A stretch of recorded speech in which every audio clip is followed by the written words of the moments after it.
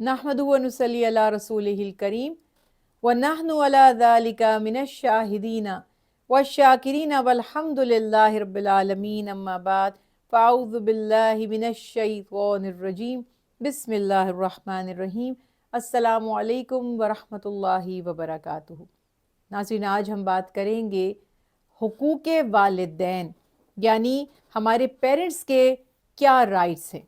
अल्लाह सुब्हानहू तआला ने, जैसे हमने पहले भी बात की, हमें जो ज़िंदगी अता फ़रमाई, जो निज़ाम हयात अता फ़रमाया, जो दीन अता फ़रमाया, मुकम्मल बेहतरीन ज़ाब्ता है।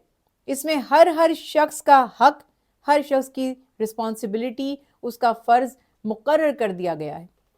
अल्लाह ताला ने इंसानों में यानी हुकूकुल इबाद में सबसे पहला जो दर्जा दिया वो माँ बाप को दिया। और इसका सबूत ये है कि कुरान पाक में अक्सर मकामात पर जब अल्लाह सुब्हानहू तआला अपनी तौहीद की हमें ताकीद फरमा रहे हैं कि अल्लाह के सिवा किसी की इबादत ना करो, तो उसके साथ साथ पहला हुक्म शिर्क से बचने के बाद है वालिदैन की फर्मा बरदारी या उनकी अताअत का।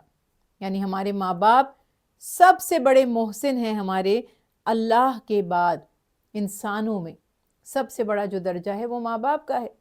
अल्लाह ताला ने उनके ज़रिए हमें ज़िंदगी दी, उन्होंने हमारी परवरिश की, हमसे शफ़क़त का जो है रवैया रखा। और यही वजह थी कि अंबिया अलैहिमुस्सलाम की दुआएं कुरान पाक में लिखी गईं कि वो अपने माँ बाप के लिए अल्लाह से दुआ करें, रब्बिरहम्हुमा कमा रब्बायानी सगीरा, कि अल्लाह मैं छोटा सा था, लाचार था, कमज़ोर था, बेबस था, अल्लाह ताला ने मेरे माँ बाप के दिल में मोहब्बत डाली, रहम डाला, तो उन्होंने मेरी परवरिश की, मुझे ताकतवर बनाया, मुझे मजबूत बनाया, मुझे एतमाद दिया, मेरी ज़रूरियात को पूरा किया।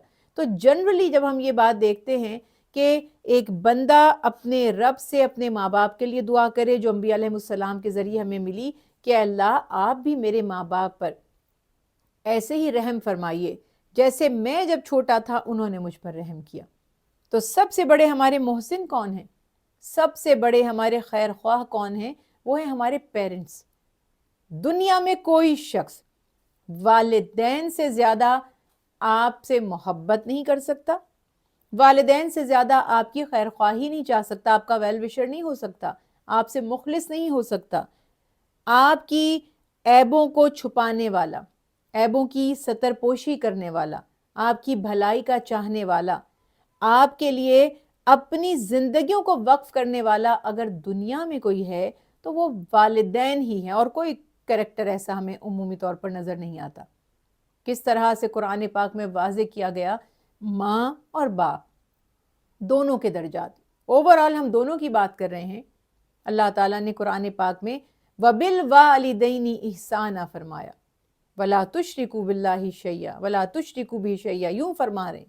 और फरमाया कि अल्लाह के साथ किसी को किसी चीज़ को शरीक ना करो, और दूसरा काम तुम्हारा जो है माँ बाप से एहसान करो, भलाई करो।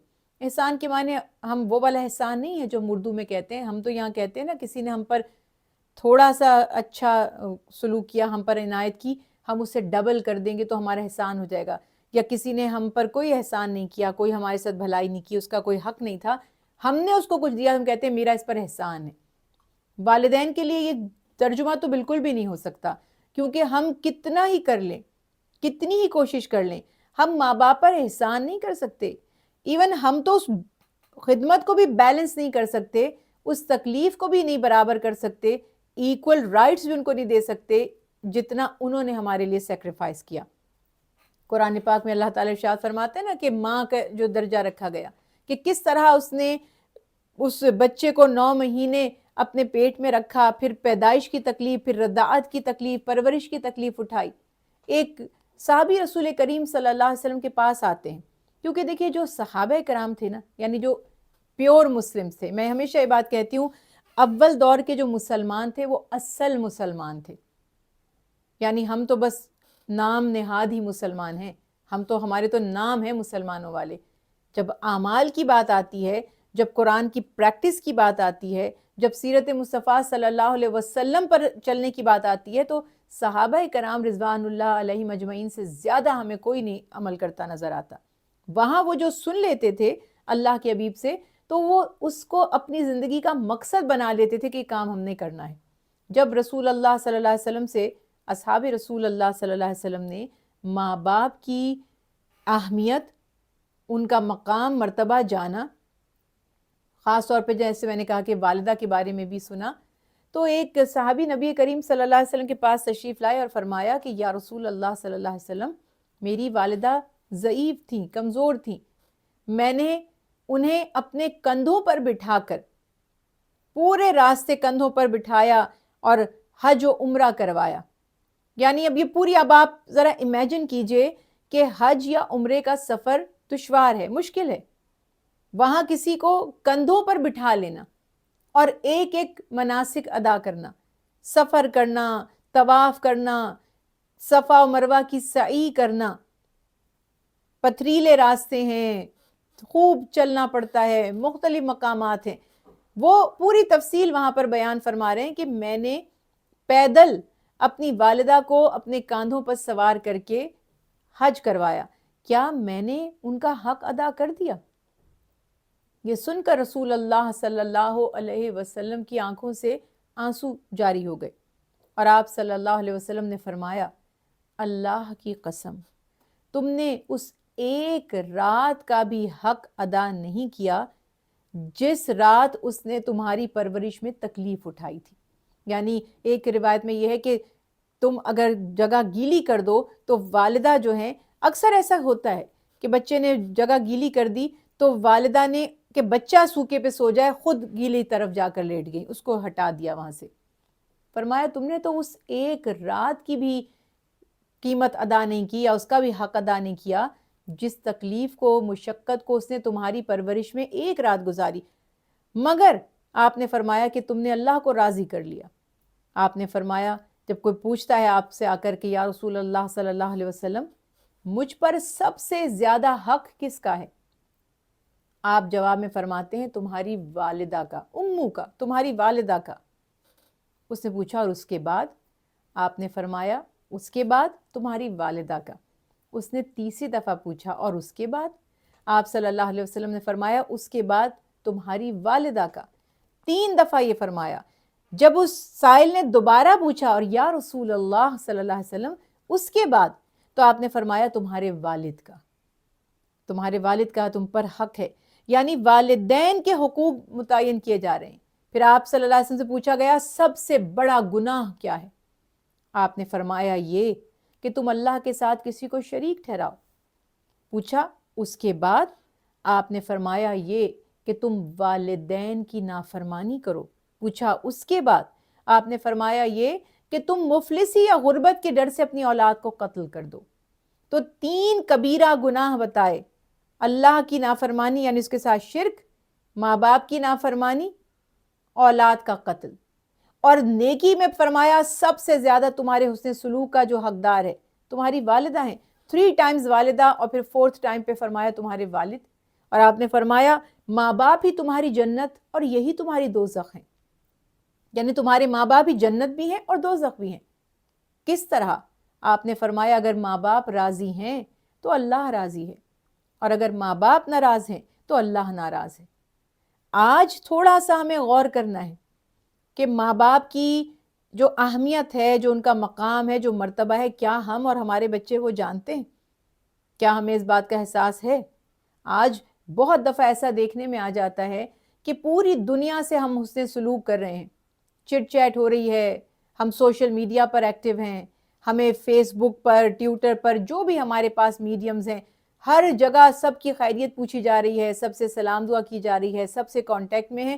اور والدین کا کئی دن ہو گئے معاملات نہیں، بات چیت نہیں ہوئی، کئی دن ہو گئے موقع نہیں ملا بات کرنے کا، کئی دن ہو گئے وزٹ کرنے کا موقع نہیں ملا. تو یہ کتنا بڑا المیہ ہے کہ سب سے پہلے تو ماں باپ سے اسے سلوک کریں، ماں باپ کے بعد اگر وقت نکل آئے پھر آپ سوشل میڈیا پر اپنے حقوق العباد نبھائیے اور لوگوں سے بھی سلام دعا کیجیے. تو یہ بہت زیادہ اہم بات ہے کہ جس کے ماں باپ اس سے راضی، اللہ اس سے راضی. اسی طرح والد کے رتبے اور درجے کے بارے میں بھی آپ صلی اللہ علیہ وسلم نے فرمایا ایک نوجوان نے آ کر نبی کریم صلی اللہ علیہ وسلم سے شکایت کی کہ میرے والد جو ہیں جیسے میرے مال میں سے لے لیتے ہیں، میرے پیسہ یا مال جو بھی زمانے میں جس طرح کی کرنسی تھی وہ لے لیتے ہیں۔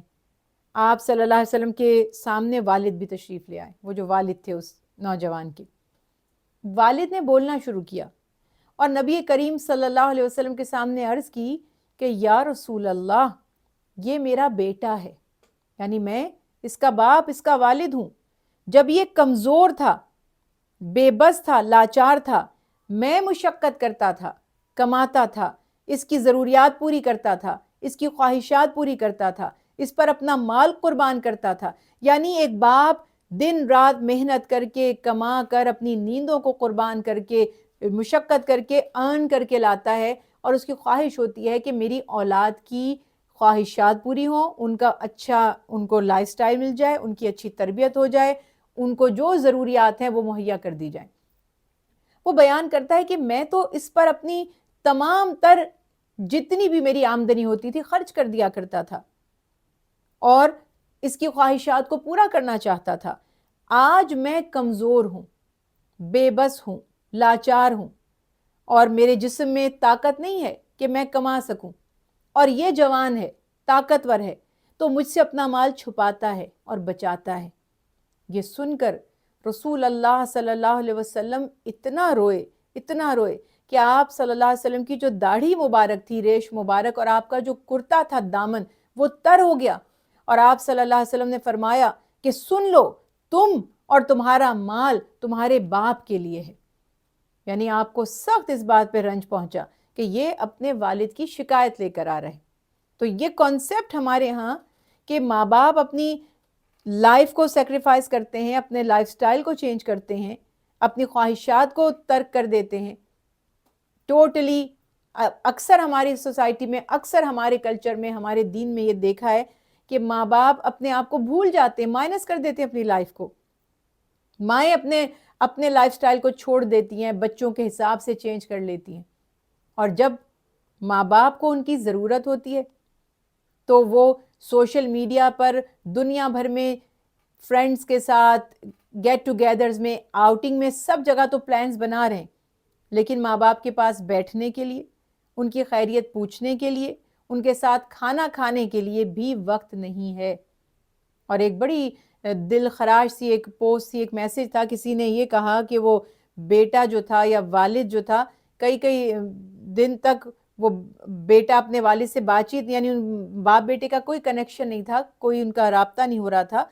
تو پھر اس کے والد نے اس سے کہا کہ تم مجھے فیس بک استعمال کرنا سکھا دو اور مجھے بھی ایڈ کر لو اس میں، تاکہ کم از کم مجھے تمہاری خیریت تو پتہ چلتی رہے۔ تو یہ بڑی یہ ریالٹیز ہیں، یہ ہمارے اطراف میں چیزیں ہو رہی ہیں۔ تو جب ماں باپ راضی نہیں ہوں گے، جب ہم اپنے ماں باپ سے وفادار نہیں ہوں گے، تو ہم کسی سے اور کیا وفادار ہوں گے؟ سب سے اہم بات یہ ہے کہ سب سے زیادہ ہماری فکر کرنے والے، ہماری صحت کی، ماں باپ، بچے چاہے بوڑھے بھی ہو جائیں نا، ماں باپ کو انہوں نے کھایا یا نہیں کھایا، وہ کمزور ہو رہے ہیں، وہ تھک رہے ہیں، ان کی نیند پوری نہیں ہو رہی، وہ پریشان ہو رہے ہیں، یہ جملے ماں باپ کے علاوہ آپ کے لیے کوئی آپ کا کنسرن نہیں رکھتا۔ ماں باپ کو ہی فکر ہوتی ہے۔ جب تک بچے گھر آ نہیں جاتے، کہیں سفر پر گئے ہیں یا باہر گئے، ماں باپ بے چین رہتے ہیں، فکر مند رہتے ہیں۔ کچھ پیرنٹس اظہار کرتے ہیں، کچھ نہیں کرتے۔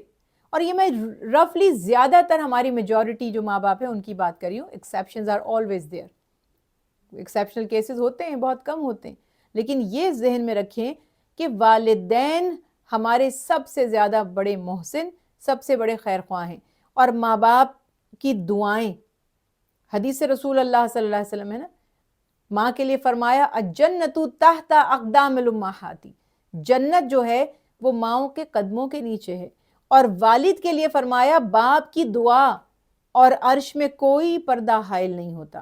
یعنی باپ اپنی اولاد کے لیے جو دعا کرتا ہے، یا اللہ نہ کرے اگر بدعا کرتا ہے، تو براہ راست عرش پر پہنچائی جاتی ہے۔ تو جس کو جو چاہتا ہے کہ اس کے ماں باپ اس سے راضی رہیں، تو ظاہر ہے کہ وہ ان کی خدمت کرے، ان کی ضروریات کا خیال رکھے، انہیں اپنا وقت دے، ان سے محبت سے بات کرے، ان کی خیریت دریافت کرے۔ اگر ڈسٹنس پہ ہیں، مجبور ہیں، تو کم از کم روزانہ ایک وقت مقرر کر لیں جس میں فون کے ذریعے یا آج کل تو بڑی آسانیاں ہیں، فیس ٹائم کرتے ہیں لوگ، ویڈیو کالز کرتے ہیں، اپنے آپ کو ماں باپ کو دکھائیں، انہیں دیکھیں، اور آپ کو پتہ ہے کہ ماں باپ پر شفقت سے دیکھنے سے، ان پر ایک نظر ڈالنے سے رسول اللہ صلی اللہ علیہ وسلم نے فرمایا کہ تمہیں حج مبرور کا ثواب مل جاتا ہے۔ ایک روایت میں والدین اور ایک روایت میں والدہ، دونوں کا تذکرہ کیا گیا کہ جو والدین ہیں جیسے جیسے وہ بوڑھے ہوتے چلے جاتے ہیں، ان کی آنکھوں میں ایک ایسی شفقت پیدا ہوتی ہے، ایسی ریزز ان کی آنکھوں سے نکلتی ہیں کہ جو اولاد کو راحت اور سکون پہنچاتی ہیں، ان کی دعائیں اولاد کو راحت پہنچاتی ہیں۔ ماں باپ کی دعائیں ملتی رہیں، وہ ہم سے راضی رہیں، ماں باپ ہم سے راضی ہوں گے تو اللہ تعالیٰ بھی ہم سے راضی ہوں گے۔ اور جن کے ماں باپ دنیا میں نہیں رہے، اگر کہیں ان کے حق میں کمی کوتاہی کی تھی تو ان کی طرف سے صدقہ کریں تاکہ اللہ تعالیٰ اس کمی کوتاہی کو معاف فرما دے۔ اور یہ بھی تعلیمات مصطفیٰ صلی اللہ علیہ وسلم ہیں کہ والدین جن سے محبت کرتے تھے آپ ان سے محبت کریں۔ بڑے بڑے گناہوں کا کفارہ تھا ماں باپ کی خدمت۔ ایک نوجوان نے نبی کریم صلی اللہ علیہ وسلم کو آ کے بتایا کہ مجھ سے بہت بڑا گناہ ہو گیا، اب میں کیا کروں، میری توبہ کیسے قبول ہوگی؟ آپ نے فرمایا تمہاری والدہ زندہ ہیں تو ان کی خدمت کرو۔ اب ذرا غور کیجئے، بڑے بڑے گناہوں کا کفارہ ہے ماں باپ کی خدمت۔ تو اس نے عرض کی یا رسول اللہ صلی اللہ علیہ وسلم میری والدہ تو زندہ نہیں ہے۔ آپ نے فرمایا خالہ، اور وہ بھی نہیں تو والدہ جس سے محبت کرتی تھی ان کی سہیلی۔ تو ماں باپ کے رشتہ داروں سے یا جن سے ماں باپ محبت کرتے تھے وہ دنیا سے چلے جائیں تو ان سے محبت کرنا، ان کا ادب کرنا، ان کا خیال کرنا، اگر ان کی کوئی ضرورت پوری کر سکتے ہیں یا ان کی خیر خیریت معلوم کر سکتے ہیں، یہ سب اللہ کی رضا کا، گناہوں کی مغفرت کا ذریعہ ہے۔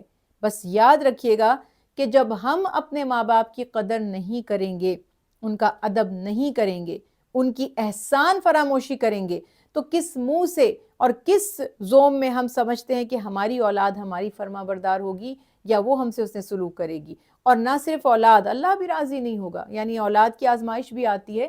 تو اگر ہم چاہتے ہیں کہ ہمیں اپنی اولاد کی طرف سے سکھ اور راحت ملے تو سب سے پہلے اپنے والدین کی خدمت کریں۔ اولاد کے لیے یہی رول ماڈل بن جائے گا، وہ دیکھے گی کہ ہم اپنے ماں باپ سے کیسے رویہ رکھتے ہیں، تو اللہ کرے کہ وہ اس سے زیادہ بہتر اور اچھا رویہ ہم سے رکھیں۔ اللہ ہم سب کو جن کے والدین حیات ہیں انہیں ماں باپ کا سایہ ان کے سروں پر قائم رکھیں، انہیں والدین کی خدمت کی توفیق دیں، اور جن کے ماں باپ دنیا سے چلے گئے ہیں اللہ تعالیٰ ان کے والدین کو جنت الفردوس کے اعلیٰ مقامات عطا فرمائیں اور اولادوں کو ماں باپ کے لیے صدقہ جاریہ بنائیں، آمین۔